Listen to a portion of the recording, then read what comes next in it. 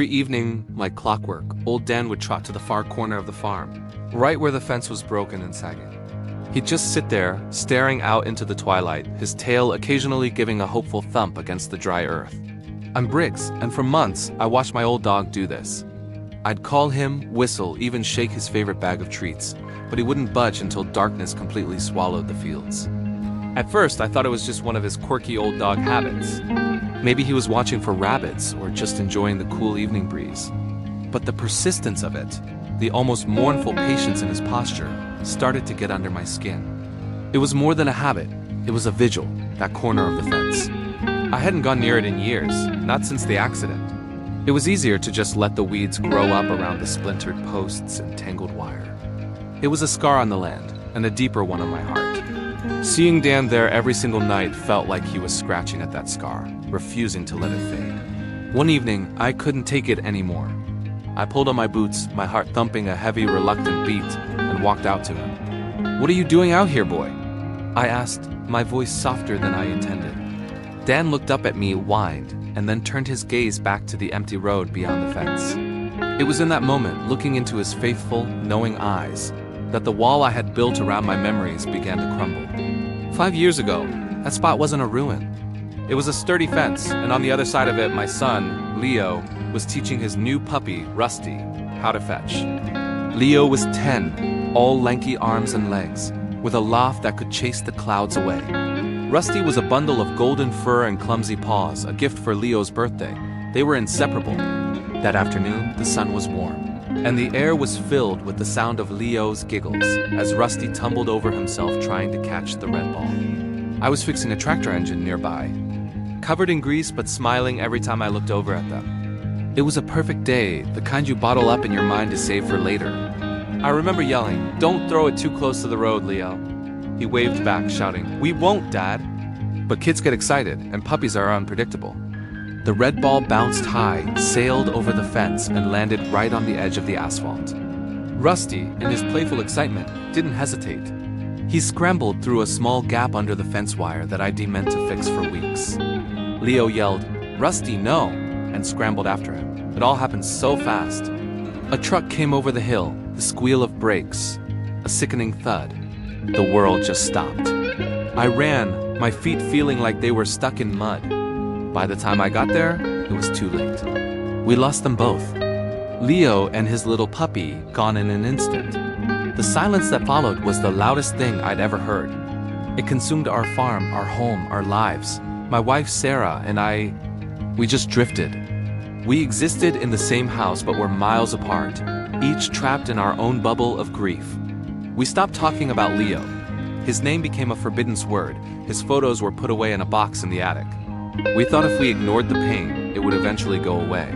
We were wrong. It just festered, poisoning everything. The broken fence became a symbol of our broken family. I couldn't bring myself to fix it, and Sarah couldn't bring herself to look at it. We just let it be a constant, silent reminder of our failure to protect him. And then there was Dan. Old Dan had been my dog since before Leo was born. He was already slowing down back then. After the accident, he seemed to age a decade overnight. He'd wander the house, sniffing at Leo's empty room, whining softly at the door. He was grieving too in his own silent, steadfast way. But while Sarah and I retreated into ourselves, Dan did something else. He started his nightly vigil. He was waiting. At first, I didn't understand. Who was he waiting for? But as I stood there beside him that evening, with the wind whispering through the broken wires, it hit me like a physical blow. He wasn't just waiting, he was remembering. He was honoring the memory of the boy and the puppy he had loved. He was doing what Sarah and I were too cowardly to do. That night, I didn't go back to the house right away. I sat down in the tall grass next to Dan, my hand resting on his warm, familiar back. We sat in silence as the stars came out, one by one. I finally let myself cry. Not just quiet, choked-back sobs, but loud, gut-wrenching wails that tore through my throat. I cried for my son, for his stolen laughter and his unlived future. I cried for the little puppy who never got to grow old. And I cried for the years I had wasted, hiding from the one thing that proved how much I loved him, the pain of his absence. Dan just leaned against me, his solid presence a silent comfort, licking away the tears that fell on my hands. He wasn't judging me. He was just there with me, The next morning, I did something I hadn't done in 5 years. I went up to the attic and opened the box. There he was. Leo, smiling out from a school photo, a gap-toothed grin on his face. There were drawings, crayon masterpieces of our family with the sun always shining. There was his favorite baseball glove, worn and soft. I brought the box downstairs. When Sarah saw it on the kitchen table, she froze. Tears welled up in her eyes. I walked over and for the first time in what felt like a lifetime, I pulled her into a real hug. "It's time," I whispered. "It's time we talked about it." And we did. We talked for hours, sharing memories, crying, and even laughing a little. We let Leo back into our lives. The day after that, I gathered my tools. I went to the barn, found new posts, a roll of wire, and my old post-hole digger. I walked out to the corner of the fence, with old Dan trotting faithfully at my heels. It was hard work. The ground was tough, and my hands were soft from years of neglect. But every shovel of dirt, every pull of the wire stretcher, felt like a step toward healing. It wasn't about erasing the memory. It was about mending it. It was about building something new and strong in a place of breakage, not to cover up the past, but to honor it. As I worked, I talked to Leo, telling him about my day, about how much I missed him. It felt right. That evening, as the sun began to set, the fence was whole again. The new wood smelled of pine and promise. I stood back and admired my work.